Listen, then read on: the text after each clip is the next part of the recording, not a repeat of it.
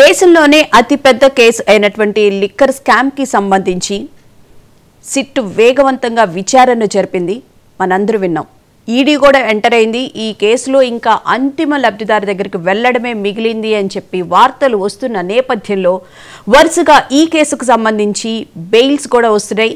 ఇప్పటికే 4 రావడం జరిగింది. నిన్న A4గా ఉన్నటువంటి రాజంపేట ఎంపీ అయిన మిథున్ రెడ్డికి కూడా ఏసీబీ కోర్టు బెయిల్ మంజూరు చేసింది. అసలు లిక్కర్ కేసులో ఏం జరుగుతుంది? సిట్ అంత వేగవంతంగా విచారణ జరిపినప్పటికీ గత కొన్ని రోజులుగా జరుగుతున్న పరిణామాలను బట్టి చూస్తుంటే ఈ కేసు కూడా నీరుగారే అవకాశం ఉందా అనే విధంగా కూడా వెళ్తున్నట్లుగానే కనిపిస్తుంది. ఎందుకంటే ఈడీ ఎంటర్ అయిందని చెప్పి మనం విన్నాము, చాలా రైట్స్ చేశారు. అయినప్పటికీ కూడా లిక్కర్ కేసుకు సంబంధించి బెయిల్స్ అయితే వస్తూ ఉన్నాయి. మరికొన్ని రోజుల్లోనే మిగిలిన 7 మందికి కూడా బెయిల్ వచ్చే అవకాశం ఉంది అని అంటున్నారు.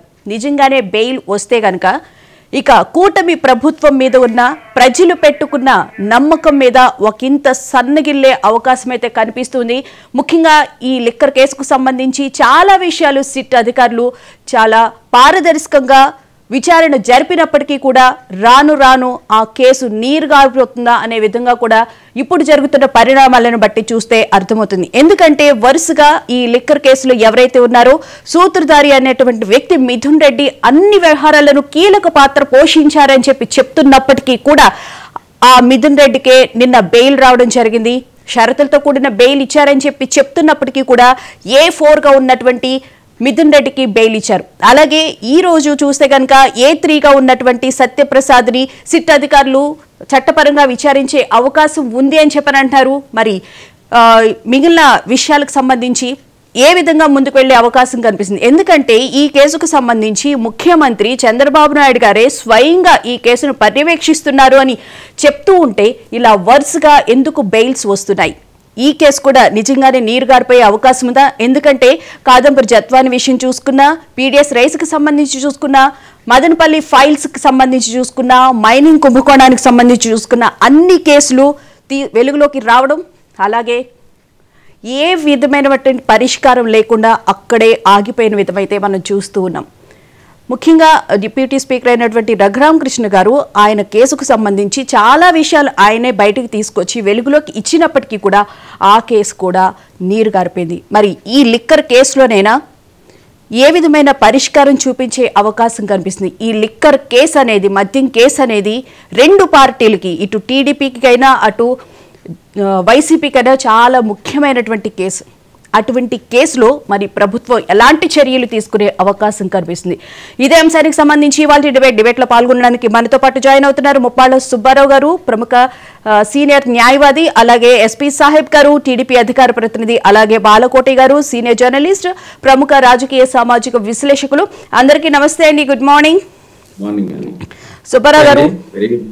Yeah sir, good morning sir. నమస్తే. సార్ ఏంటి సార్, మద్యం కేసుకు సంబంధించి A4గా ఉన్నటువంటి మిథున్ రెడ్డికి కూడా నిన్న ఏసీబీ కోర్టు బెయిల్ మంజూరు చేయడం జరిగింది. ఇందాక నేను చెప్పినట్లు ఈ కేసు కూడా లిక్కర్ కేసుకు సంబంధించి కూడా ఈ కేసు అంతిమ లబ్ధిదారు వరకు అయినా వెళుతుంది అని చెప్పి ఎంతో ఆశగా ఉన్నటువంటి ప్రజానికానికి ఇలా వరుసగా బెయిల్స్ వస్తున్న నేపథ్యంలో కూటమి ప్రభుత్వానికి మీద నమ్మకం పోయే అవకాశం అయితే కనిపిస్తుంది. ఏమంటారు సార్?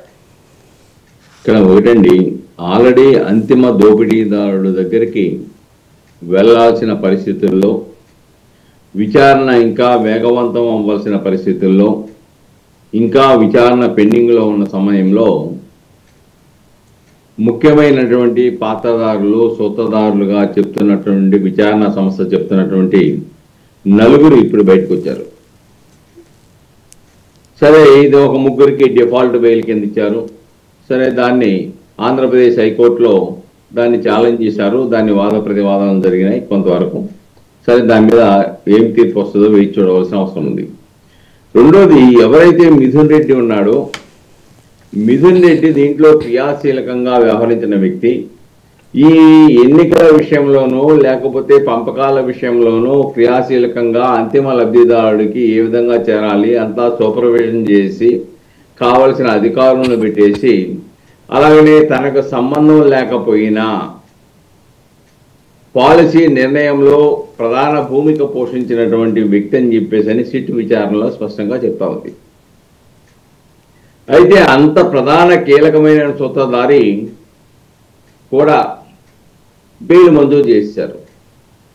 దాంట్లో వాళ్ళు చెప్పేది ఏంటి, ముద్దాయి తరపున వాదించే వాదన ఏమిటి, ఆల్రెడీ 72 రోజులు అయిపోయింది, ఈయన పేరు డైరెక్ట్గా లేదు, ముద్దాయి సహముద్దాయి చెప్పినాడు కాబట్టి దాన్ని పరిగణలోకి తీసుకోవద్దు, కాబట్టి ఇది రాజకీయ ప్రతీకార వాంఛ, అందువల్లే ఇవి డైరెక్ట్గా ఈయన మీద ఏమి ప్రత్యక్షంగా ఈయన దగ్గర ఒక పైసా కూడా రికవరీ చేయలేదు లాంటి వాదనలు చేశారు. కానీ ఇంతకు ముందు ఒక ఇద్దరికి ముందస్తు బెయిల్ తిరస్కరిస్తూ ఇదే కోర్టు ఒక తీవ్రమైన ఆరోపణ చేసింది. ఇవి చాలా తీవ్రమైన నేరాలు, ఇప్పటికే 2 ట్రంక్ పెట్టెల కింద ఆధారాలు డాక్యుమెంట్లు ఫైల్ చేశారు. అలాగనే అనేక మంది మేజిస్ట్రేట్ ముందు సాక్ష్యాలు చెప్పారు, సాక్షులు పరిపూర్ణమైన డాక్యుమెంటరీ ఎవిడెన్స్ని గ్యాదర్ చేశారు, అనేక ఎవిడెన్స్ని రిట్రైవ్ చేశారు. కాబట్టి ఇవన్నీ ఉండగా ఇంకా అప్రూవల్ అనేవాడు అవసరం లేదు ఈ కేసులో. కాబట్టి ఈ కేసులో విచారణ పూర్తయ్యే వరకు ముద్దాయిలు జైల్లో ఉండాలని చెప్పినటువంటి న్యాయ వ్యవస్థ, అదే న్యాయమూర్తి ఈరోజు వివిధ కారణాలు చెప్తూ నిందితుల పాత్ర ఆధారాలు లేకుండా కేవలం తీవ్రమైన కేసు అనే కారణంతో బెయిల్ ఇవ్వడానికి నిరాకరించలేము అని చెప్పేసి కొన్ని నిబంధనలు పెట్టి ఆయనకి బెయిల్ ఇవ్వడం జరిగింది. ఇక్కడ ఒకటైతే చాలా స్పష్టం, ఒక ఇన్వెస్టిగేషన్ ఒక తీవ్రమైన పరిస్థితిలో ఉన్నప్పుడు ఇప్పుడు ముద్దాయిల్ని విడుదల చేస్తే ఇన్వెస్టిగేషన్ ఏజెన్సీకి కొంత ఇబ్బందికరమైన పరిస్థితులు ఉత్పన్నం అవడానికి అవకాశాలు ఉన్నాయి. కామన్గా సామాన్యమైన కేసుల్లో ఇన్వెస్టిగేషన్ నాట్ కంప్లీటెడ్ అని చెప్పేసి తీవ్రమైన నేరం అని చెప్పేసి తిరస్కరించండి. ఎందుకు సుప్రీంకోర్టు కూడా తిరస్కరించింది కదా, నో ఇది ఆర్థిక నేరం కాబట్టి మీరు కింద కోర్టులో సరెండర్ అవ్వమని చెప్పింది. అటువంటి కేసులో 72 రోజులు ఉన్నారనే ఒక కారణంతో బెయిల్ ఇవ్వడం అనేది కొద్దిగా ఆశ్చర్యాన్ని కలిగిస్తానే ఉంది. అయితే అది న్యాయ వ్యవస్థ యొక్క న్యాయమూర్తి యొక్క డిస్కషన్, దాన్ని ఎవరం కాదనం. అయితే కొన్ని కండిషన్స్ పెట్టారు. 2 లక్షల రూపాయలు ఇద్దరు జామీందారులతో పెట్టాలని, అలానే పాస్పోర్ట్ను విదేశాలు వెళ్లకుండా డిపాజిట్ చేయాలని, అలానే ప్రతి సోమవారము శుక్రవారము 10 గంటల నుంచి 5 గంటల వరకు తదుపరి ఆదేశాలు ఇచ్చే వరకు విచారణ సంస్థల దగ్గరికి కాదు సార్. అసలు సిట్ అధికారులు విచారణ చేయడానికి తీసుకున్నప్పుడు కూడా ఆయన విచారణ సందర్భంగా ఎలాంటి సహకారం అందించలేదు. ఏ క్వశ్చన్స్ అడిగినా కూడా నాకు తెలియదు, మర్చిపోయాననే సమాధానమే చెప్పారు. ఆయన దగ్గర నుంచి ఒక్క విషయాన్ని కూడా రాబట్టినట్టు మనకైతే ఇన్ఫర్మేషన్ అయితే రాలేదు. ఇక్కడ ఒకటి మేడం గారు, చట్టంలో ఉన్నట్టు లోసుకులు ముద్దాయి సైలెన్స్గా ఉండొచ్చు అని చెప్పేసి ఏదైతే రాజ్యాంగపరంగా ఉన్నదో దాన్ని ఈ కేసులో ముద్దాయిలు అందరూ కూడా సైలెంట్గా ఉండి తెలియదు, మర్చిపోయాను, గుర్తులేదని చెప్పారు తప్ప ఇన్వెస్టిగేషన్ సహకరించలేదు. అదే విషయాన్ని న్యాయమూర్తి ముందు కూడా ఆర్గ్యుమెంట్ చెప్పారు. ఆల్రెడీ ఆయన విచారణకు సహకరించడం లేదు, ఆయన బయటకు వస్తే సాక్షులను ప్రభావితం చేసే పరిస్థితులు ఉత్పన్నం అవుతాయని చెప్పేసి. కానీ దాన్ని కూడా న్యాయ వ్యవస్థ ఎందుకో పరిగణలోకి తీసుకోకుండా ఈ పరిస్థితిలో కనుక ఉంటే అంతిమ లబ్ధిదారుడిని నిర్ధారించి అరెస్ట్ చేయడం అసాధ్యం. కాబట్టి మిథున్ రెడ్డిని తక్షణమే తన బెయిల్ను రద్దు చేసే విధంగా హైకోర్టును సిట్ ఆశ్రయించవలసిన అవసరం దీంట్లో చాలా స్పష్టంగా కనపడుతూ ఉంది. దాంట్లో ఇంకేం చెప్పారు, ప్రింట్ మీడియా ఎలక్ట్రానిక్ మీడియాలో కామెంట్స్ ఏమి చేయకూడదు, ఈ కేసుకు సంబంధించింది విట్నెస్లని కో-ఎక్యూజ్డ్తో కాంటాక్ట్ చేయకూడదు, వాళ్ళతో మాట్లాడకూడదు, ఈయన మొబైల్ నెంబర్లు, ల్యాండ్ నెంబర్లు, ఈమెయిల్, వాట్సాప్ నెంబర్లు, ఆధార్ నెంబర్లు, ఆయనకి సంబంధించి కూడా ఫొటోస్ కాపీలు సిట్కి ఇవ్వాలి అండి. అలానే ప్రాసిక్యూషన్కి ట్యాంపర్ చేయడానికి, సాక్షుల్ని ప్రభావితం చేయడానికి ఎటువంటి చేయకుండా విచారణ సంస్థకు సహకరించాలి. విచారణ సంస్థకి ఏం సహకరిస్తాడు ఈయన, ఏమి సహకరించడం లేదు కదా. అలానే పై కండిషన్స్ కనుక ఉపసంహరిస్తే ఇమ్మీడియట్గా బెయిల్ రద్దు చేస్తామని చెప్పి చివరి కండిషన్లో ఒకటి పెట్టారు.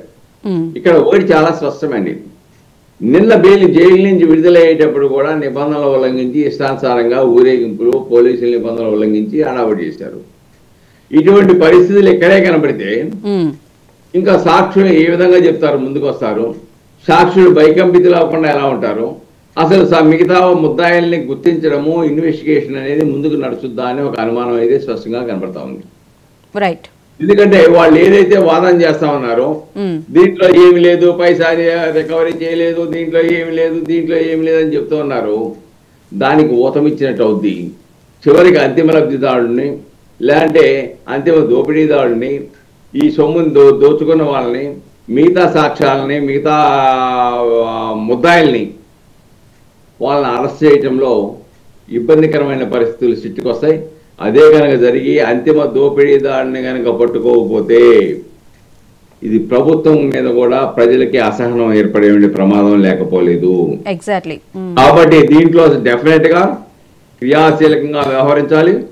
30,000 మంది ప్రాణాలు బలికొని దాదాపుగా అనేక వేల మంది కిడ్నీలు, లివర్లు చెడిపోయి కుటుంబాలు వీధిన పడితే, అటువంటి విషయాల్లో కూడా కోట్లాది రూపాయలు అవినీతి జరిగితే ప్రభుత్వానికి నష్టాన్ని చేకూరిస్తే అలాంటి వాటిల్లో కూడా క్రియాశీలకంగా వ్యవహరించకుండా రైట్ ఇలా ఉంటే ప్రజలు అది ఒక అనుమానం కలుగుద్ది. ఏంటంటే ఆర్థిక బలం, అంగబలం, అధికార బలం ఉన్న వాళ్ళు ఏమైనా చేయొచ్చు, ఎలాగైనా బయటికి రావచ్చు. పేదవాడికే ఈ చట్టాలు, ఉన్నవాడికి ఇవి అన్ని చుట్టాలు అని చెప్పేసి అభిప్రాయం ప్రజల్లో ఏర్పడే ప్రమాదం ఉంది. అది ప్రజాస్వామిక వ్యవస్థకి చాలా ప్రమాదకరం ఉద్భవించబోతుంది అనేది గమనించాలి మేడం గారు. రైట్. బాలకోటి గారు నమస్కారం అండి. నమస్తే భవన్ గారు. సార్, ఏపీ లిక్కర్ కేసు అనేది దేశంలోనే చాలా పెద్ద కేసు అని చెప్పి మనం గత కొన్ని రోజులుగా చెప్తూ వస్తున్నాం. కానీ ఆ కేసు కూడా వీక్ అయ్యే పరిస్థితి నెలకొందా అనే విధంగా అయితే ఈ కేసు ముందుకు వెళ్తుందేమో అనిపిస్తుంది. ఎందుకంటే ఇప్పుడు గత కొన్ని రోజులుగా జరుగుతున్న పరిణామాలను బట్టి చూస్తే చట్టం వాళ్ళకి చుట్టమే అవుతుంది అని చెప్పి అనిపిస్తుంది. ఎందుకంటే వాళ్ళు ఆర్థికంగా చాలా బలంగా ఉన్నారు, న్యాయ వ్యవస్థను మేనేజ్ చేస్తున్నారా అని చెప్పి కూడా అనిపిస్తూ ఉంది. ఎందుకంటే ఏసీబీ కోర్టు బయటకు వస్తే నేరస్తులు ప్రభావితం చేసే అవకాశం ఉంది అని చెప్పి సిట్ అధికారులు వాదిస్తున్నప్పటికీ కూడా ఈ కేసులో న్యాయం జరిగే విధంగా, అంతిమ లబ్ధిదారికి వెళ్లే విధంగా కూడా ఈ కేసు ముందుకు వెళ్తున్నట్లయితే అనిపించడం లేదు. ఏమంటారు సార్?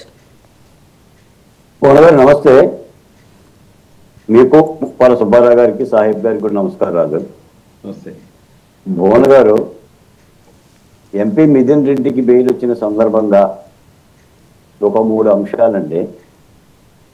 మొట్టమొదటి అంశం ఏంటంటే, బెయిల్ రావటం అంటే కేసు నీరు గారిపోవటం అని అర్థం కాదు. బెయిల్ రావటం అంటే కేసు కొట్టేశారని అర్థం కాదు. భారతీయ న్యాయ వ్యవస్థలో బెయిల్ అనేది ఒక ప్రాథమిక హక్కు. అది 68 రోజులకు వచ్చినా, 70 రోజులకు వచ్చినా, 100 రోజులకు వచ్చినా, విచారణ పర్వంలో ముద్దాయికి బెయిల్ అనేది ఒక ప్రాథమిక హక్కు. ఇక్కడ ముద్దాయి, నిందితుడు అంటే ఆరోపణలో ఉన్న వ్యక్తి అని అర్థం. అంతే తప్ప కేసు మొత్తం కొట్టేశారనో ఎత్తేసారనో అర్థం కాదు. ఈ రోజున వాళ్ళ దినపత్రిక మిథున్ రెడ్డికి బెయిల్ అంటూ మద్యం కేసులో ఆయన పాత్రను నిరూపించే ఆధారాలు లేవు. ఏసీబీ కోర్టు ఆరోపణల ఆధారంగా అమూల్యమైన బెయిల్ హక్కును తిరస్కరించలేదు. నిందితుడి పాత్ర ఆధారాలు కాకుండా కేవలం తీవ్రమైన కేసు అనే కారణంతో బెయిల్ నిరాకరించలేదు. బెడిసి కొడుతున్న బాబు బేతాల కుట్ర కథలు అంటే ఇలా వాళ్ళ రాసుకోవటానికి పనికొస్తుందండి. మీకు ఇంకో మాట కూడా చెప్తున్నాను, అవే ప్రజలు కూడా నమ్ముతున్నారు సార్. వాడేదో పైచ్యతో రాసుకుంటే ఓడి నమ్ముతున్నాడండి. 68 రోజులు జైల్లో ఎందుకున్నాడు చెప్పండి. సుప్రీంకోర్టు ఏం చెప్పింది? ఈ కేసులో నీ మీద ఆరోపణలో ఆధారంగా ఉన్నాయి కాబట్టి ఇది కింది కోర్టులు, ఏసీబీ కోర్టులు లొంగిపోమంటే లొంగిపోయాడు ఆయన. అవును, ఆ సుప్రీంకోర్టు చెబితే లొంగిపోయాడు. What is the meaning? What is the meaning madam? అంటే ఈ కేసులో ఆయన పాత్ర ఉందని సుప్రీంకోర్టు నమ్మినట్టే కదా. బెయిల్ వేరు, విచారణ వేరు. మనం అర్థం చేసుకోవాల్సింది ఏంటంటే, ఈ బెయిల్ వస్తున్న మొత్తంగా 34 మంది మద్యం కేసులో ఉన్న నిందితుల్లో 12 మందిని అరెస్ట్ చేశారు ఇప్పటికే. అవును, రాసుకోండి, 12 మందికి బెయిల్ వస్తుంది. అలా అని చెప్పేసి కేసు కొట్టేసినట్టు అర్థం కాదు, కేసు లేదని అర్థం కాదు. అంటే వీక్ అయ్యే అవకాశం ఉండదంటారా? Bail is the fundamental right madam. విచారణ వేరు, బెయిల్ వేరు. హత్య కేసు నిందితులు కూడా బెయిల్ వస్తుంది. రెండోది ఏంటంటే, వీళ్ళు సాదా సీదా కోడికత్తి సీను, జలపల సీను లాంటి నిందితులు కాదు. సుబ్బారావు గారు చెప్పినట్టుగా ఆర్థికంగా బల సంపన్నులు, సామాజికంగా బల సంపన్నులు, న్యాయ వ్యవస్థను ప్రభావితం చేయగలిగే నిందితులు. బెయిల్ రాక ఏముంది చెప్పండి. మూడోది ఏంటంటే, ఇవాళ ఒక పేపర్లో చూశాను, చైనాలో 334 కోట్ల అవినీతికి పాల్పడిన ఒక మాజీ మంత్రికి ఉరిశిక్ష వేశారు, అవును, మరణదండన వేశారు. భారతీయ న్యాయ వ్యవస్థలో ఆర్థిక నేరగాల కనుక ఉరి వేసి ఉంటే ఇలాంటి నేరాలు జరగవండి. మన చట్టాలు, మన న్యాయ వ్యవస్థ ఆర్థిక నేరగాలకి కఠినమైన శిక్షణ కాకపోకుండా వెసులుబాటు ఇచ్చే పరిస్థితి వచ్చింది. మనం అర్థం చేసుకోవాల్సింది ఏంటంటే, నేరం జరిగిందా లేదనేది అర్థం చేసుకోవాలి. రెండోది ఏంటంటే, ఒక ముఖ్యమంత్రి హయాంలో పనిచేసిన ఐఏఎస్లు, ఐపీఎస్లు, మాజీ మంత్రులు, ఎంపీలు, ఎమ్మెల్యేలు జైలు ఎందుకు పోతున్నారు అనేది ప్రజలు అర్థం చేసుకోవాలి. రైట్. ఈ రాష్ట్రాన్ని మొత్తం 19 మంది ముఖ్యమంత్రులు ఏలుబడి చేశారు. జలగ వెంకటరావు గారు చేశారు, నాదెండ్ల మన కోట్ల విజయభాస్కర్ రెడ్డి చేశారు, ఎన్టీ రామారావు గారు చేశారు, చంద్రబాబు నాయుడు గారు చేశారు. కానీ ఒక్క జగన్మోహన్ రెడ్డి గారి పరిపాలనలోని అధికారులందరూ బుడోబంటూ జైలుకి వెళ్ళిపోతున్నారు. What is the meaning? ఇవన్నీ కుట్ర కేసులా, నేరాలు చేయకుండానే? అంటే దీనిని అర్థం చేసుకోవాలి. నేను చెప్తున్నానంటే, ఈ రోజు కాకపోయినా రేపైనా సరే న్యాయ వ్యవస్థ సమీక్షిస్తుంది, విచారిస్తుంది. మీరు అన్నట్టుగా ఈ కేసులో అందరూ లబ్ధిదారులు కూడా అంతే, అందరు నిందితులు కూడా, మద్యం లబ్ధి పొందిన వాళ్ళందరూ అరెస్ట్ అయ్యి చేరాలి. ఒక్కళ్ళ కూడా ఎగ్జంప్షన్ ఇవ్వాల్సిన అవసరం లేదు. ఒక్క మాట నాకు చెప్తున్నాను భువన గారు, కార్యనిర్వాహక వ్యవస్థ అరెస్ట్ చేస్తుంది, న్యాయ వ్యవస్థ విచారించి శిక్షిస్తుంది. ఆ న్యాయ వ్యవస్థలో కార్యనిర్వాహక వ్యవస్థకి ఆధారాలు చూపి విచారణని వాదన చేయటం తప్ప తీర్పునిచ్చే రైట్ లేదు. రైట్. వాళ్ళు ఏంటంటే ఈ కేసుకు సంబంధించిన ఆధారాలు చూపించడమే. కాబట్టి న్యాయ వ్యవస్థ కూడా బలోపేతంగా ఉండాలి.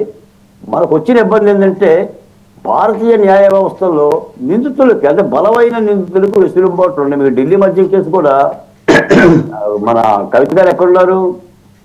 రాజకీయాలు చేసుకుంటున్నారు. కేజ్రీవాల్ ఎక్కడున్నారు? రాజకీయాలు చేసుకుంటున్నాడు. అంటే ఈ వెసులుబాట్లు ఉన్నాయి. కానీ మీ మద్యం కేసు యొక్క నేరాన్ని ఒక్క మాట చెప్తా, చివరి మాట, వీళ్ళేదో స్వాతంత్ర సమర యోధుల్లాగా నిన్న బెయిల్ వస్తే పెద్ద ఎత్తున బ్యాన్ రైటంలో వాళ్ళ పత్రికలో పెద్ద ఎత్తున ఊరేగింపోయి, ఏది దేశానికి ఏదో స్వాతంత్రం ఇచ్చినట్టుగా. కాబట్టి వైసీపీ కానీ ఆ పార్టీలో లీడర్లు కానీ సిగ్గుపడాల్సిన అంశం, మిథున్ రెడ్డి జైలుకు పోతే గర్వపడాల్సిన అంశం కాదనే మాట మీ సందర్భంగా తెలియజేస్తున్నాను. రైట్. సాహిబ్ గారు నమస్కారం సార్, గుడ్ మార్నింగ్ సార్. మీ వాయిస్ మ్యూట్ ఉన్నట్టుంది సార్. ఈ కేసు నమస్తే. ఈ కేసు అనేది రెండు పార్టీలు కీలకంగా ఉపయోగించుకునే అంశం. మొదటగా చూసుకుంటే కూటమి ప్రభుత్వం మీద నమ్మకం ఉంది ప్రజలకి, అందుకే ఓటు వేశారు, గెలిపించారు. ఈ నేపథ్యంలోనే ఈ కేసు చాలా ప్రాధాన్యత సంతరించుకుంది. మరోవైపు చూస్తే వైసీపీకి సంబంధించినటువంటి నేతలందరూ ఇది ఒక పొలిటికల్ స్కామ్లో జరుగుతున్న కేసు మాత్రమే, జగన్మోహన్ రెడ్డి మీద కక్ష తీర్చుకోవడానికి ఈ కేసు పెట్టారు అని చెప్పి వాళ్ళు ఒకటే ప్రచారం చేస్తున్న నేపథ్యంలో ఈ కేసు చాలా కీలకమయ్యే అవకాశం అయితే కనిపిస్తుంది. మరి ఇది కూటమి ప్రభుత్వానికి ప్లస్ అవుతుందా, మైనస్ అవుతుందా? తమరికి ప్యానెల్లో ఉన్నటువంటి బాలకోటయ్య గారికి, ముప్పాల సుబ్బారావు గారికి, అలాగే మహాన్యూస్ వీక్షకులందరికీ కూడా నమస్కారం అండి. సుబ్బారావు గారు చాలా కీలకమైనటువంటి విషయాలు చెప్పుకుంటూ వచ్చారు, లీగల్ గా ఎటువంటి విషయాలు ఏంటి అనేది. అదే బాలకోటయ్య గారు కూడా అసలు బెయిల్ అనే దాని మీద ఏ విధంగా వచ్చిందో వాళ్ళకి ఏంటి ఆ పూర్వపరాలు ఆయన కొన్ని విశ్లేషణలు కూడా చేశారు. వాస్తవంగా ఏంటంటే, ఆంధ్రప్రదేశ్ లో ఎటువంటి కేసు, ఇంత భారీ కుంభకోణం కేసు ఇదేనండి, లిక్కర్ కేసు. 3,500 కోట్లు చేతులు మారినాయి. ఓన్లీ ఏదైతే ఆ లిక్కర్ ఎక్కడెక్కడ అమ్మాలో దానికోసమే 3,500 కోట్లు. దీంట్లో ఈ కేసులో చాలా కీలకమైన ఉండేది.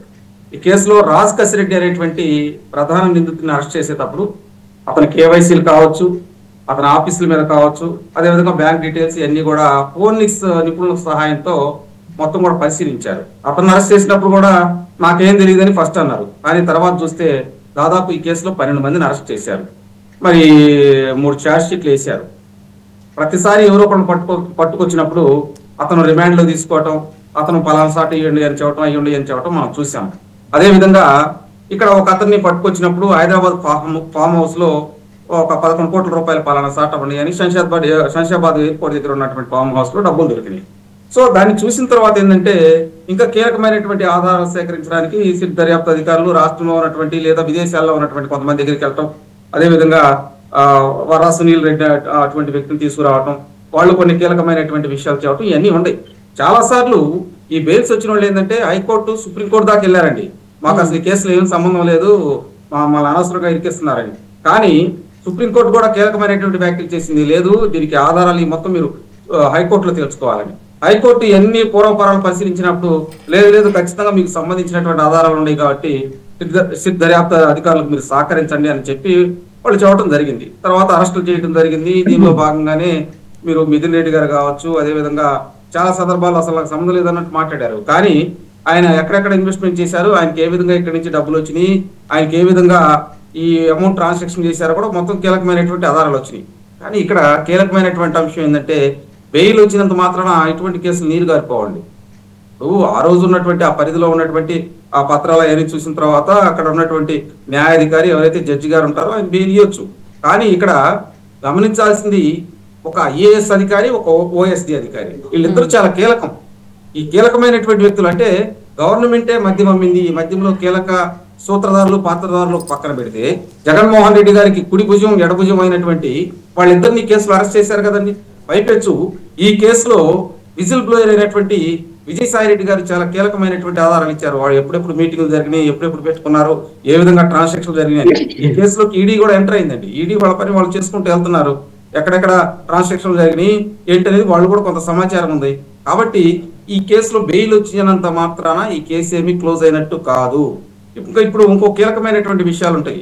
మీరు చెవిరెడ్డి భాస్కర్ రెడ్డి బయటకు వచ్చినప్పుడల్లా బోర్ను వెలిపిస్తూ నటిస్తూ ఉన్నాడు, నేను వేద పాఠశాల పెడుతున్నానండి, అసలు నాకు ఈ సంబంధం లేదు, ఈ మధ్య వల్లే మా కుటుంబం మొత్తం నాశనం అయిపోయింది, ఐదని ఒట్టి ఊకదంపుడు ఏదో ప్రజల్లో సానుభూతి కోసం మాట్లాడుతూ ఉన్నారు.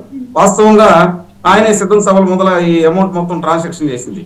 మీరు పతంగి టోల్ గేట్ దగ్గర కూడా 8.9 crores అతని డబ్బులే దొరికినాయి. అతని అతని గన్మెన్ అరెస్ట్ చేశారు దీంట్లో. కాబట్టి వైకాపా వాళ్ళు చెప్పే విధానం ఏంటంటే ఏమీ లేదు అని చెప్పుకుంటానే ఒక పక్క భయపడతానే వచ్చేది ఈ కేసుకు సంబంధించి. దీనిలో మొట్టమొదటిసినటువంటి ప్రిలిమినరీ ఛార్జ్ షీట్ లో కూడా ఆ రోజు ఉన్నటువంటి ముఖ్యమంత్రిని 11 సార్లు ప్రస్తావన వచ్చింది. అంటే ఆషామాషి విషయం కాదు కదా. దీంట్లో డాక్యుమెంట్స్ దొరికినాయి, ఫోరెన్సిక్ ఆధారంగా ఆ ఈడీ ఎంటర్ అయినప్పుడు కూడా వాళ్ళు కూడా దుబాయ్ కావచ్చు, టాంజానియా కావచ్చు, బెల్జియం కావచ్చు, కొన్నిసార్లు వాళ్ళు ట్రాన్సాక్షన్ మొత్తం బయటకు వస్తున్నాయి, వాళ్ళు ఎక్కడెక్కడ అమౌంట్లు పెట్టారనేది. అంటే ప్రతి అంశాన్ని కూడా ఆన్ రికార్డ్ చేశారండి ఇక్కడ. కాబట్టి ఏదో ఒక 2-3 వ్యక్తులకో 4 వ్యక్తులకో బెయిల్ రావచ్చు. ఇందాక బాలకోటయ్య గారు అన్నట్టు అందరికి బెయిల్ రావచ్చు. అదేంటంటే కోర్టు పరిధిలో ఉండేటువంటి అంశాలు కొన్ని మనం మాట్లాడలేము. ఎందుకంటే ఒకసారి న్యాయమూర్తి ఒక డెసిషన్ ఇచ్చిన తర్వాత దాని ఒపీనియన్ మనం చెప్పొచ్చు, కానీ న్యాయమూర్తి గారి గురించి ఎక్కడ మనం మాట్లాడకూడదు. మన భారత చట్టాల్లో ఉన్నటువంటి కొన్ని వెసులుబాట్లు లొసుగులో వాటి గురించి క్షుణ్ణంగా పరిశీలించేసి వాళ్ళు బయటకు వస్తున్నారు. ముప్పాల సుబ్బారావు గారు ఇందాక చాలా అంశాలు చెప్పుకుంటూ వచ్చారు. భారతదేశంలో ఉన్నటువంటి న్యాయ వ్యవస్థ మీద సామాన్యుడికి నమ్మకం సన్నగిలుతుందేమో అనేటువంటి అనుమానం ఆయన వ్యక్తం చేశారు. అంటే ఇక్కడ సామాన్యులకి ఆ చట్టంలో ఉన్నటువంటి లూప్ హోల్స్ ఏమీ తెలియదు, కానీ ఇలాంటి వాళ్ళందరికీ లూప్ హోల్స్ అన్ని తెలుసు, వాళ్ళు బయటకు వచ్చేస్తూ ఉంటారు. మేడం, మోసం చేసేవాడికి మోసాల్లో దిట్టగా ఉంటాడండి. వాడు ఎక్కడ మోసం చేయాలి, బాలకోటయ్య గారి జేబు ఎక్కడ కత్తిరియాలి విజయవాడకు వస్తే ఆ మోసం చేసేవాడికి తెలిసింది. కొత్తవాడు వచ్చి ఎదురుగా బాలకోటయ్య గారిని జేబులో చేయబెడితే ఊరుకుంటాడు, ఆ పటామని కొడతాడు. అంటే అదే సామాన్యుడికరం దొంగకు ఉండేటువంటి వ్యత్యాసం అది. కాబట్టి ఇప్పుడు ఇందాక సుబ్బారావు గారు చెప్పుకుంటూ వచ్చారు, న్యాయ వ్యవస్థ మీద సామాన్యుడికి కొంత అవగాహన సన్నగిలుతుంది. మనం చాలా కేసుల్లో చూసాం, డబ్బు ఉండోడు కోటి, డబ్బు లేనోడు కోటి. డబ్బు ఉండోడు ఎన్నో ప్రయత్నాలు చేస్తూ ఉంటాడు. ఇప్పుడు రాళ్ళు ఉంటే 100 రాళ్ళు ఇసిరి కొడతారండి ఒక కాయ కింద పట్టడానికి. రాయేమేరుడు ఏం చేస్తాడు, చూస్తా ఊరుకుంటాడు. జరుగుతున్న విధానం అదే, భారతదేశ న్యాయ వ్యవస్థలో జరుగుతున్న విధానం అదే. కాబట్టి ఇటువంటి అంశాలు, ఇప్పుడు లిక్కర్ స్కామ్ కేసు అనేది చాలా చిన్న ఆషామాషి కేసు కాదండి. 3,500 కోట్లు, దాదాపు 30,000 మంది చనిపోయారండి. 30,000 కుటుంబాలు అన్యాయం అయిపోయినాయి. దీంతో పాటు దాదాపు ఒక 90,000 కుటుంబాలు కిడ్నీ, లివర్ వ్యాధులు, అదేవిధంగా నరాలకు సంబంధించినటువంటి వ్యాధులతో బాధపడుతూ ఉన్నారు. అంతదాకెందుకు మొన్న ఈ మధ్య గుంటూరులో కూడా ఒక గ్రామంలో ఇది వాటర్ పొల్యూట్ అయినప్పుడు కూడా, అవునండి, తురగపాలెంలో. అక్కడ ఎక్కువ ఈ మద్యం సేవించే వాళ్ళే చనిపోయారు. ఎందుకు? వాళ్ళలో ఉన్నటువంటి ఇమ్యూనిటీ పవర్ తగ్గిపోతుంది కాబట్టి. అంటే ఇటువంటి అంశాలు రాష్ట్రంలో చాలా ఉన్నాయి. ఈ కేసుకు సంబంధించి కీలకమైనటువంటి విషయాలు మాట్లాడుకునేటప్పుడు ఖచ్చితంగా ఇప్పుడున్నటువంటి సిట్ దర్యాప్తు అధికారులు చాలా బ్రహ్మాండంగా వర్క్ చేశారు. అందులో ఎటువంటి అనుమానం లేదు. ఎందుకంటే అనతి కాలంలోనే పెద్ద పెద్ద తిమింగళాలను బయటికి తీసుకొచ్చారు. కానీ కింగ్ పిన్ బయటికి తీసుకొచ్చే సమయంలో ఇట్లా బెయిల్స్ రావడం అనేది కొంత అందరూ సామాన్యుడి దగ్గర నుంచి కొద్దిగా గొప్ప తెలిసిన వాళ్ళందరూ కూడా అనుకుంటారు, అరే ఈ కేసు నీరు గారిపోతుందేమో అని. కానీ ఇక్కడ కీలకమైనటువంటి డాక్యుమెంట్స్ సిట్ దర్యాప్తు అధికారుల దగ్గర ఉన్నాయి. ఇలా ఆయనకి మిథున్ రెడ్డి గారికి బెయిల్ వచ్చిందంటే షరతులతో కూడుకున్నటువంటి బెయిల్ అండి. ఈ దేశం విడిచి వెళ్ళటానికి లేదు. అదేవిధంగా పూచీకత్తు కొంత అడిగారు.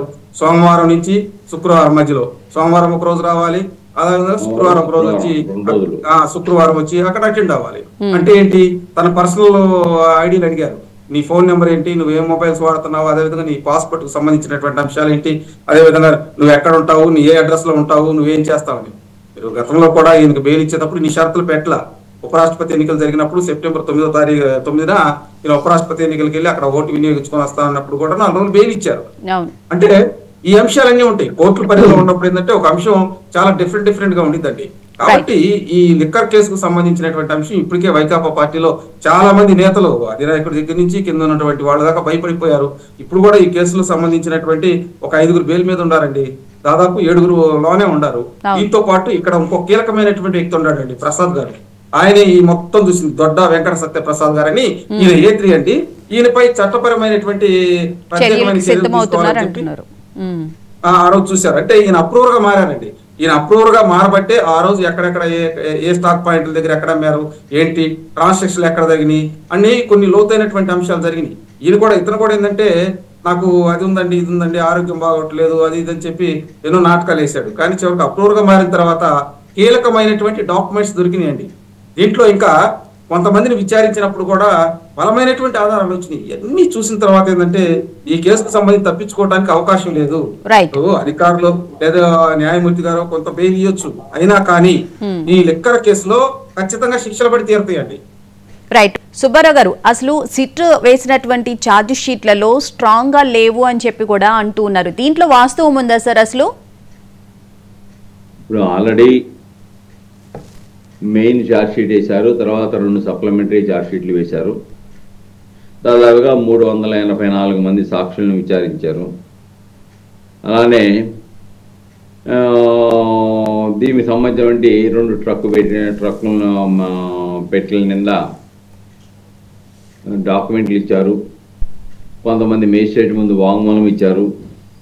కొన్ని టెక్నికల్ ఎవిడెన్స్ని మాఫీ చేసిన ఎవిడెన్స్ను కూడా రిట్రైవ్ చేసి సిట్ వాళ్ళు ఈ కేసులో న్యాయస్థానానికి అందించారు. అయితే ఇక్కడ ఒకటే సమస్య ఏమిటంటే, ఇందా నేను చెప్పినట్టు ఇంత ఆర్థిక నేరాలకు సంబంధించింది కామన్గా ఒక నానుడి ఉంది. సహజ న్యాయ సూత్రాల ప్రకారం బెయిల్ అనేది ఒక హక్కు, జైలు అనేది మినహాయింపు. కానీ దురదృష్టం ఏంటంటే ఇది ఆర్థిక బలం, అంగబలం, అధికార బలం అన్న వాళ్ళకే ఉపయోగపడుతుంది ఆ రైటు. కోడికత్తి సీన్ కేసులో ఆయనకు ఉండదా? Bail is right, jail is exemption అనేది అప్లై కాదా? అలానే ఇప్పుడు జైల్లో అనేక మంది మగ్గుతున్నారు. పేదలు, ఆదివాసీలు, దళితులు, బలహీన వర్గాల వాళ్ళు, పేదవాళ్ళు. ఈ యొక్క సూత్రం, సహజ న్యాయ సూత్రాలకు సంబంధించిన సూత్రం ఎందుకు వాళ్ళకి అప్లై అవ్వట్లేదు అంటే ఎక్కడో లోపం ఉంది. అందరికీ సమన్యాయం అనే దగ్గర ఎక్కడో లోపం కనబడుతూ ఉంది.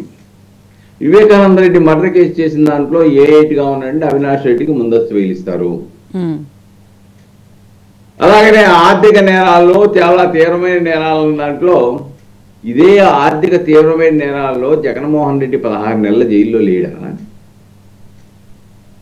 72 రోజులు పూర్తయింది కాబట్టి బెయిల్ ఇవ్వాలని ఎందుకు న్యాయస్థానం భావించిందో, కేసులో ఏం ఫ్యాక్ట్ చూసిందో, వాళ్ళు న్యాయస్థానం భావించేదంటే 72 రోజులు జైల్లో ఉన్నారు, కస్టోడియల్ విచారణ పూర్తయిపోయింది,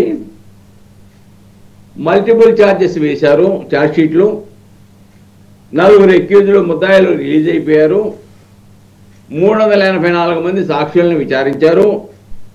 కాబట్టి ఇంకా ఈ ముద్దాయికి సంబంధించిన తదుపరి మెటీరియల్ ఏదైతే ఉందో కేసుకు సంబంధించింది అవేమీ కలెక్ట్ చేయవలసిన అవసరం లేదు, అంతా అయిపోయింది, అంతా చేశారు అనేది బెయిల్ రెండోసారి ఇవ్వడానికి ప్రధానమైన కారణం. మొదటి డిస్మిస్ చేసిన దానికి రెండోసారి ఇచ్చిన దానికి మార్పులు ఏంటయ్యా అంటే ఇది చెప్పారు. కాబట్టి ఇక్కడ ఒకటి పాపం వాళ్ళ సాక్షిపత్రికలో రాసుకున్నంత ప్రకారం బెయిల్ వచ్చేంత మాత్రాన్ని ఇంకా కేసు లేదనేది కాదు అనేది. ఆయన ఏదో నిర్దోషిగా విడుదలయ్యాడని కాదు, కానీ ఇవి ప్రజల్లో వేరే విధంగా సంకేతాలు తీసుకెళ్లే ప్రమాదం ఉందని.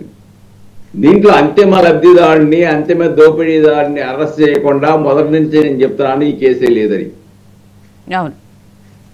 అక్కడికి వెళ్ళాలి, అక్కడికి వెళ్లే దిశలో తదుపరి విచారణ జరిపే దిశలో ఇందాక మీరు చెప్పారు సత్యప్రసాద్ కానీ లేకుంటే వాసుదేవరెడ్డి కానీ వీళ్ళిద్దరూ అప్రూవర్గా మారారు. అప్రూవర్గా మారినారు కాబట్టి ఈ మాత్రమైన కేసు సిట్టు ముందుకు విచారణకు వెళ్ళడానికి అవకాశం ఏర్పడింది. వారు ముందుగానే ఈ యొక్క మద్యం కేసుకు సంబంధించిన డాక్యుమెంట్లన్నీ కూడా మటుమాయం చేశారు, టెక్నికల్ ఎవిడెన్స్ అంతా కూడా ధ్వంసం చేశారు. చివరికి అప్రూవర్గా మారినటువంటి వాసుదేవరెడ్డి కానీ సత్యప్రసాద్ కానీ ఇచ్చిన కొంత సమాచారం ప్రాతిపదిక విచారణ ప్రారంభిస్తే ఇంత తీగలాగితే డొంకంతా కదిలినట్టుగా ఈ రోజున ఇక్కడ దాకా వచ్చింది. రిట్రైవ్ చేశారు, సెల్ ఫోన్లో తొలగించిన వాటిని కూడా తిరిగి తెచ్చారు, అనేక సాక్ష్యాలు ఇచ్చారు, అనేక సొమ్ముని సీజ్ చేశారు, ఆస్తులు అటాచ్మెంట్ చేశారు. ఇన్ని చేసినప్పటికి కూడా వీళ్ళు శక్తివంతులు, ప్రభావితమైన వ్యక్తులు డెఫినెట్గా వివిధ రూపాలలో సాక్షులను కానీ ఆధారాలను కానీ ప్రభావితం చేసే ప్రమాదం ఉందనేది ఎవరు అవునన్నా కాదన్నా ఇది జగమెరిగిన సత్యం. అంత ప్రభావితమైన ఆర్థిక బలం, అంగబలం, అధికార బలం ఉన్నటువంటి వ్యక్తులు ఏమైనా చేస్తారు. అంటే సార్ అసలు ఈడీ ఎంటర్ అయిన తర్వాత ఈ కేసులో చాలా స్టెప్స్ ముందుకు వెళ్తాయి, అరెస్టు త్వరలోనే ఉండే అవకాశం ఉంది అని చెప్పి అందరూ భావించారు. కానీ ఎంటర్ అయిన తర్వాత కొంచెం స్లోగా నడుస్తుందేమో అనిపిస్తుంది. ఎందుకంటే సిట్ అధికారులు విచారణ చాలా వేగవంతంగా చేశారు. ఈడీ ఎంటర్ తర్వాత కొంచెం స్లో అయిందేమో అనిపిస్తుంది.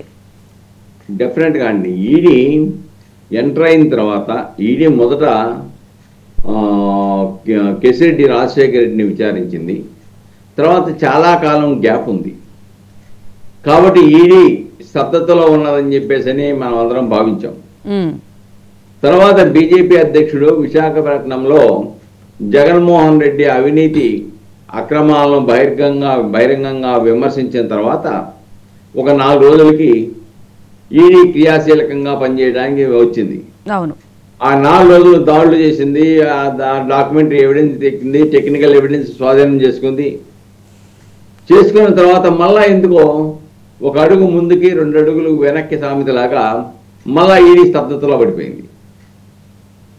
కానీ ఇవన్నీ చూస్తూ ఉంటే ఏదో అనుమానం కలుగుతుంది, ఏదో ప్రభావితమైన శక్తులు ఏమైనా ఈ విచారణ సంస్థ మీద పనిచేస్తా ఉందా. ఇంచేతంటే ఇంకా దిగిన తర్వాత ఈడీ లాంటి సంస్థలు కూడా పరుగులు తీయాలి, దృష్టి కేంద్రీకరించి కేసును సత్వరం. ఎందుకంటే సిట్ ఆల్రెడీ అనేకమైన డాక్యుమెంట్లు ఇచ్చింది, అనేకమైన ఆధారాలు ఇచ్చింది. ఆ ఆధారాలను పరిమితం చేసుకొని అవసరం అనుకుంటే ఆస్తులు కూడా అటాచ్ చేయవలసిన అవసరం ఉంది ఈడీ కూడా. కానీ ఆ దిశలో ఎందుకో అడుగులు స్లోగా వేస్తుందని అనిపిస్తూ ఉంది. ఏదేమైనప్పటికీ కూడాను ఇది ప్రభుత్వానికి ఛాలెంజ్కి సంబంధించినటువంటి కేసు. ఇది ప్రజల ఆకాంక్షిస్తున్నటువంటి దీంట్లో మద్యం కేసులో ప్రజల ప్రాణాలతో చెలగాటమాడినటువంటి వ్యక్తులు అక్రమంగా సంపాదించిన సొమ్ముని రికవరీ చేయాలి, వాళ్ళని కేసులు పెట్టాలి. ఆ సొమ్ముని రికవరీ చేయకుండా ఆదాయానికి మించి ఆస్తుల్ని కూడా అది తిరిగి స్వాధీనం చేసుకోకుండా ఉంటే జైలుకి వెళ్ళి 72 రోజులు ఉంటారు. తర్వాత ఏసీ కారులో, ఏసీ భవనాల్లో, ఏసీ హంగామాలు చేస్తూ ఉంటారు. కాబట్టి అక్రమంగా సంపాదించిన సొమ్ము తరాల వరకు తింటూ ఉంటారు. కాబట్టి అక్రమ సంపాదన మీద దృష్టి పెట్టాలి. అరెస్టులో ఒకటే కాదు, అక్రమ సంపాదన, ఆదాయానికి మించిన ఆస్తులు, దొంగ వ్యాపారాలు వీటన్నిటి మీద కూడా దృష్టి, ఒకవైపున ఇన్కమ్ ట్యాక్స్ పెట్టాలి, రెండో Right. వైపున ఈడీ లాంటి సంస్థలు పెట్టాలి, అవసరమైనకే సిబిఐ లాంటి సంస్థలు కూడా దిగాలి, ఈ రాష్ట్రంలో ఉండే విచారణ సంస్థలు కూడా ఆ దిశలో పయనించాలి. రైట్. అప్పుడు మాత్రమే ఇటువంటి అక్రమార్కులకు ఆర్థిక నేరారోపణలు ఎదుర్కొన్న వాళ్ళు తదుపరి మళ్ళా ఆర్థిక నేరాలలో, ఆర్థిక ఉగ్రవాదంలో భాగస్వాములుగా ఉండటానికి భయపడాలి. అప్పుడు మాత్రమే ఇది ఆర్థిక నేరారోపణలకు ఎదుర్కొంటున్న వాళ్ళు ఇది వాళ్ళ వరకే పరిమితం కాదు, ఇది సమాజానికి నష్టం చేకూరుస్తారు. ఒక Right. మర్డర్ చేస్తే ఒక కుటుంబం నష్టపోద్ది, కానీ ఆర్థిక నేరాల వలన, ఆర్థిక ఉగ్రవాదం వల్ల మొత్తం సమాజం నష్టపోద్ది. దాని ప్రభావం సమాజం మీద, సమాజ ఆర్థిక వ్యవస్థ మీద పడుద్ది. అవును. కాబట్టి అటువంటి వాటి పట్ల కఠినంగా అన్ని వ్యవస్థలు వ్యవహరించాలి. సరే, బెయిల్ రావటము పోవటము ఇది ప్రధానం కాదు, కాకపోతే తదుపరి విచారణ, తదుపరి దీంట్లో భాగస్వాముల పట్ల కఠినంగా వ్యవహరించాలి. నిబంధనలు ఎక్కడైనా కానీ ఈ కండిషన్స్ ఉల్లంఘిస్తే తక్షణమే న్యాయస్థానం దృష్టికి వేసుకెళ్లి బెయిల్ రద్దుకు కావాల్సిన చర్యలు తీసుకోవాలి. ఇప్పుడు కూడా సిట్ హైకోర్టును ఆశ్రయించవలసిన అవసరం ఉందని అయితే నేను భావిస్తా ఉన్నా. రైట్. ఆశ్రయిస్తాను సార్. వాళ్ళ ముగ్గురికి సంబంధించి ఆల్రెడీ హైకోర్టును ఆశ్రయించింది, హైకోర్టు కూడా పెండింగ్ లో పెట్టింది కదా సార్, ధనుంజయ రెడ్డి, కృష్ణమోహన్ రెడ్డి. సరే, ఆదేశాలు ఇవ్వడానికి పక్కన పెట్టినట్టున్నారు. ఎస్. అలానే దీన్ని కూడా ఆ దిశలో తీసుకెళ్లవలసిన అవసరం ఉంది. ఆ దిశలో కనుక లేకపోతే మిగతా ముద్దాయిలకు కూడా బెయిల్ ఇచ్చినా కానీ ఆశ్చర్యపోవాల్సిన అవసరం ఏమి లేదు. కాబట్టి డెఫినెట్ గా దీంట్లో కొద్దిగా కఠినంగా వ్యవహరించాలి. రైట్. న్యాయ వ్యవస్థ కూడా కొద్దిగా క్రియాశీలకంగా వ్యవహరించి ప్రజలకు ఇటువంటి ఆర్థిక నేరాల పట్ల న్యాయ వ్యవస్థ కూడా చాలా కఠినంగా వ్యవహరిస్తుందండి. మామూలుగా న్యాయస్థానాలు తీర్పులు ఇవ్వడమే కాదు, ఆ తీర్పుల్ని ప్రజలు అవగాహన చేసుకుని నమ్మే విధంగా కూడా ఆ తీర్పులు ఉండాలి అని జస్టిస్ ఎన్వి రమణ గారు చెప్పారు. రైట్. ఒక చిన్న బ్రేక్ కాబట్టి ఆ దిశలో ఉండాలి. ఏదేమైనప్పుడు కూడాను బెయిల్ ఇచ్చేంత మాత్రాన వాళ్ళ సాక్షులు రాసుకున్న విధంగా ఏదో అంతా కొంప మునిగిపోయింది, ఇంకేమీ లేదు, కేసే తప్పుడు కేసు అని నిర్ధారించడానికి అసలు స్కోపే లేదు. దానికి పాపం వాళ్ళు ఏదో వాళ్ళ కార్యకర్తల యొక్క మనోధైర్యాన్ని కోసం అలాంటి ఆర్టికల్స్ రాసుకుంటారు, అలాంటి మ్యాటర్ రాసుకుంటారు. దాన్ని పరిగణలో తీసుకోవాల్సిన అవసరం అయితే లేదు. బాల్కోటి గారు, జగన్మోహన్ రెడ్డి గారు గతంలో కూడా చెప్పారు, కేసులు పెడతారు, మన మీద కేసులు నమోదు చేస్తారు, జైలుకి వెళ్తాము వస్తాము అనే విధంగా చెప్పడం కూడా జరిగింది. ఇప్పుడు మనం చూస్తూ ఉంటే ఈ లిక్కర్ కేసుకి సంబంధించి అరెస్టు చేస్తున్నారు, బెయిల్ మీద వాళ్ళు బయటకు వస్తున్నారు. అంటే చంద్రబాబు నాయుడు గారిని 53 రోజులు జైల్లో పెట్టారు. ఇప్పుడు చూస్తూ ఉంటే కూడా 53 రోజులు అయిన తర్వాత ఈ లిక్కర్ కేసులు ఎవరైతే అరెస్ట్ అయ్యారో వాళ్ళందరూ కూడా బయటకు వచ్చేస్తున్నారు కదా. భువన్ గారు, మీకు 2 అంశాలు చెప్తాను. మొదటిది, ఇప్పుడు మనం మాట్లాడుకున్నంత కూడా లోకం చూడని వ్యవహారం ఏం కాదు, లోకానికి తెలియని వ్యవహారం ఏం కాదు. 75 సంవత్సరాలుగా స్వతంత్ర భారతదేశంలో కార్యనిర్వాహక వర్గం ఏం చేస్తుంది, న్యాయ వ్యవస్థ ఏం చేస్తుంది, సామాన్యుడి చేతిలో ఎలా ఉంది, ధనికుడి చేతిలో ఎలా ఉంది, పలుకుబడి కలిగిన చేతిలో ఎలా ఉంది అనేది ఇవన్నీ కూడా చరణం. కాబట్టే చట్టాలు పేదోళ్ళకేమో పులిలాగా కనిపిస్తాయి, ధనికుడికేమో కుక్క పిల్లలాగా ఉంటాయని ఒక నానుడి ఇప్పటికీ పోదా. నేను మాట చెప్తానండి, నేరం చేసిన వాడు నేను నేరం చేశాను బావయ్య అని ఒప్పుకోడు, హత్య చేసిన వాడు నేనే హత్య చేశాను బావయ్య అని ఒప్పుకోడు. మాజీ ముఖ్యమంత్రి జగన్మోహన్ రెడ్డి గారు ఏమన్నారు, ఏమంటే మేము మన మద్యం కేసు అరెస్ట్ చేస్తారంట కదా అంటే, చేస్తే ఏమవుతుంది, మళ్ళీ జైలుకి వెళ్తాను, మళ్ళీ ముఖ్యమంత్రిని అవుతాను అన్నారు. అంటే చూడండి, నిందితుడి యొక్క భరోసా చూడండి. చేస్తే ఏమవుతుంది, జైలుకి వెళ్తాను మళ్ళీ ముఖ్యమంత్రిని అవుతానని సాక్షాత్తు ఒక మాజీ ముఖ్యమంత్రి అన్నాడంటే, ఈరోజు నేను జైలుకి వెళ్తున్న వాళ్ళందరూ కూడా ఏం చేస్తున్నారో తెలుసా, అదొక వీర పలకంలాగా, వీర తిలకంలాగా, వాళ్ళు నేరగాలుగా భావించటంలా. వాళ్ళకు ఒక పేపర్ ఉంది, లేదా ఒక ఛానల్ ఉంది. రాజకీయ నాయకుడు యొక్క వెసులుబాటు, రాజకీయ నాయకుడిని అందుకనే ఉభయచారం అంటారు. వీడు నేలల్లో ఉంటాడు, నేల మీద ఉంటాడు. తప్పు చేస్తేనేమో తప్పు చేయలేదని చెప్పుకోవటానికి, ప్రజలకి అబద్ధాలు చెప్పుకోవడానికి అవకాశం ఉంటుంది, అధికారులకు ఉండదు అవకాశం. అంటే ప్రక్షాళన కావాలి.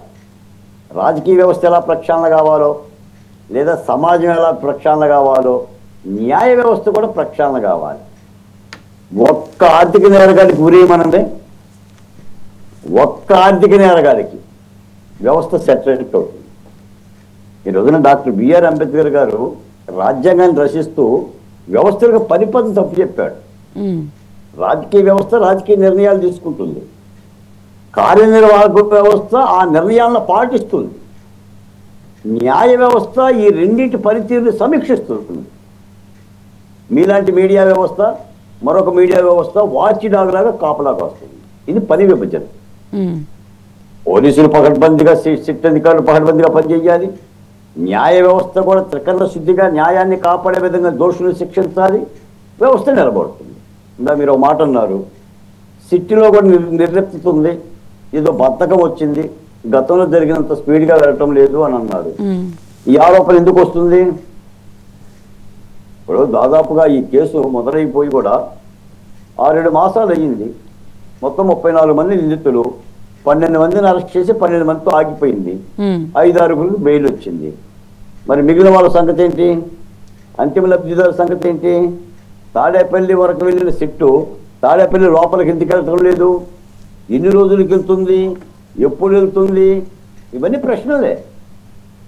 ప్రజలు ప్రశ్నలన్నీ వేస్తారు. కాబట్టి సిట్టు ఆ పని పూర్తి చేయాలి. ఇది ఒక రాజకీయ నాయకుడు చెప్తే చేయటం కాదు, ఓ భారతీయ జనతా పార్టీ నాయకుడు చెప్తేనో ముఖ్యమంత్రి గారు మాట్లాడితే చేయటం కాదు. సిట్టు బాధ్యత అది. ఒక విచారణ పర్వపు సంస్థ, ఎంతమంది ఉంటే అంతమందిని చేయాలి, దానికి సంబంధించిన వివరాలు కూడా ఇవ్వాలి. ఇప్పుడు ఇందాక సుబ్బారావు గారు అన్నట్టుగా మిథున్ రెడ్డికి బెయిల్ ఇవ్వటం కనుక చట్టవిరుద్ధంగా నేరం అయితే హైకోర్టుకి అప్పీల్ చేయాలి. హైకోర్టు కాకపోతే సుప్రీంకోర్టుకి అప్పీల్ చేయాలి. న్యాయ పోరాటం చేయాల్సిందే, అంత తప్ప వేరే వెసులుబాటు లేదు. కోర్టులు బెయిల్ ఇస్తాయి, ఆ బెయిల్ని విచారణ సంస్థలు తిరస్కరించి పైకోర్టుకి వెళ్ళొచ్చు. ఈరోజు జగన్మోహన్ రెడ్డి గారు బెయిల్ వ్యవహారం చూడండి, 12 ఏళ్ళు అయ్యింది. ఆయన కోర్టుకు వెళ్ళక, వాయిదాకి వెళ్ళక 12 ఏళ్ళు అయింది madam. What is the reason in the case? What is the reason అంటే కోర్టు కూడా వెళ్ళకపోతుంది. మరి కోర్టు కచ్చేను 5 సంవత్సరాలు 5 మాసాలు అభాగ్యుడు 4 గోడల మధ్య మగ్గి మగ్గి మగ్గి మగ్గి ఈరోజు కూడా ఎస్సీలు, ఎస్టీలు, బీసీలు జైల్లో బెయిల్ రాకుండా ఉన్నమాట కూడా యథార్థమే ఉంది. ఆ పరిస్థితి ఉంది. మరి న్యాయ వ్యవస్థను కూడా న్యాయాధికారులే ప్రక్షాళన చేయాలి, ఆ దిశగా కూడా చేయాలి. మనం అంటున్నాం కదా, రాజకీయ వ్యవస్థ ప్రక్షాళన కావాలి, ఎమ్మెల్యేలు ప్రక్షాళన కావాలి, ఐఏఎస్ అధికారులు ప్రక్షాళన కావాలి, ఐపీఎస్ అధికారులు ప్రక్షాళన కావాలి. కాబట్టి న్యాయ వ్యవస్థ కనుక ఖచ్చితంగా ఉండి ఈ ఆర్థిక నేరం అంటేనే సమాజానికి క్యాన్సర్ లాంటి. అవును. ఇప్పుడు చైనాలో ఎలాంటి కఠిన నిర్ణయం తీసుకున్నారో అట్లాంటి కఠిన నిర్ణయాలు అసలు ఇక్కడ తీసుకునే అవకాశం ఉంటుందంటారా సార్? ముఖ్యంగా మనం అనుకుంటున్నట్టు న్యాయ వ్యవస్థ ప్రక్షాళన చేయాల్సిన అవసరం ఉంది, అన్ని వ్యవస్థల్ని చేయాల్సిన అవసరం అయితే కనిపిస్తూ ఉంది. ఇప్పుడు ఒక నేరం, ఒక దొంగతనం చేస్తేనో నేరం చేస్తేనో ఆ వ్యక్తితోనో ఆ కుటుంబంతోనో పోతుంది. కానీ వేల కోట్ల రూపాయలు దోపిడీ చేస్తే సమాజం మీద ప్రభావితం అవుతుంది. ఈ రోజున మద్యం కేసు కూడా దోచుకున్న 3,500 కోట్ల రూపాయలే కాదు, 3,500 కోట్ల రూపాయల వెనక ఉన్న 30,000 మంది ప్రజల మాన ప్రాణ, అవి పెద్ద అంశం. కేసును ఆ విధంగా డీల్ చేయాలి. కాబట్టి న్యాయం జరుగుతుందని ఆశిస్తున్నాం. ప్రభుత్వం కూడా ఆ దిశగానే అడుగులు వేస్తుంది. ఇప్పటికే కొంత చాలా ముందుకు పోయిందని భావిస్తున్నాం. మీరన్నట్టుగా సిట్ ఇంకా త్వరితగతిన ఈ కేసులో మరింత ముందుకు పోతే బాగుంటుంది. ఏదేమైనా ఇలాంటి నేరగాలను పెట్టుకున్న పార్టీ జగన్మోహన్ రెడ్డి గారి పార్టీ. ఆయనే ఒక పెద్ద నేరగాడు, ఆయన అనుచరులు ఒక నేరగాడు. మరి ఈ పరిణామాలన్నీ కూడా ప్రజలు ఎలా అర్థం చేసుకుంటారు ఏంటో చూడాలి. ఎందుకంటే కులాల మధ్య, మతాల మధ్య, రాజకీయాల మధ్య, జెండాల మధ్య వీటన్నిటిలో పడిపోయి నేరగాలను కూడా ప్రజానాయకుడిగా భావించే పరిస్థితులు వచ్చేసినాయి ఈ రోజున సంబరాలు చేసుకుంటున్నారు. జైలు నుంచి విడుదలై సంబరాలు చేసుకుంటున్నారు మేడం. మొన్న కనుక ఎమ్మెల్సీ అనంతబాబు కనుక డ్రైవర్ సుబ్రహ్మణ్యాన్ని హత్య చేసి గజమాలలతో ఎలా అయితే సత్కరించబడి విడుదలయ్యాడో, సిగ్గు లేకుండా, ఎగ్గు లేకుండా, భయం లేకుండా, భరోసా లేకుండా, నీతి లేకుండా, జాతి లేకుండా జైలు నుంచి కూడా ఒక ర్యాలీని నిర్వహిస్తున్నారంటే మరి ఈ కోణాన్ని ప్రజలు అర్థం చేసుకోవాలి. ఏదో ఒక మాట అనేస్తున్నారు, ఇదే తప్పుడు కథలో, చంద్రబాబు నాయుడు గారు కుట్ర కథలో, బేతాల కథలో అని. కానీ నేరం జరిగిన మాట యథార్థం. పర్యవసానాలు మరి న్యాయ వ్యవస్థలో, విచారణ సంస్థలో ఎలా నిర్ణయిస్తున్నారో నేను చివరికి ఒక మాట చెప్తాను మేడం. ఈ రోజున విజయవాడ మహోత్సవాలు జరుగుతుంది. అంటే గత 5 ఏళ్లుగా ప్రజారాజధాని అమరావతిలో ఒక లైట్ వెలగలేదు మేడం. ఈ రోజున అమ్మవారి ఉత్సవాల సందర్భంగా విజయవాడ అంతా నవ్యకాంతులతో వెరజిల్లుతుంది. ఒక నరకాసుర వధ జరిగినప్పుడు దీపావళి పండుగ జరిగినట్టు. నిన్న మాట విన్నాను మేడం. మహిషాసురుడిని, రాక్షసుడిని చనిపోతే వాడి రక్తం నేల మీద పడితే మళ్ళీ తిరిగి బతుకుతాడంట. అలాంటి మహిషాసురులు బతుకుతూనే ఉంటుంటారు, మళ్ళీ మళ్ళీ పుడతారంట. అందుకనే కనకదుర్గమ్మ అమ్మవారు తన త్రిశూలంతో మహిషాసురుడిని మర్దించి చంపి ఆ రక్తం నేల మీద పడకుండా తన నాలుకను చాచి మహిషాసురుడు రక్తాన్ని జరుపుకుంటుందంట. దానికి సంబంధించిన కథ అది. నిన్న విజయవాడ ఉత్సవం పున్నమ ఘాట్లో పెద్దయినా చెప్పిన మాట. అలాంటి ఒక అద్భుతమైన కార్యక్రమాలు అక్కడ జరుగుతున్నాయి.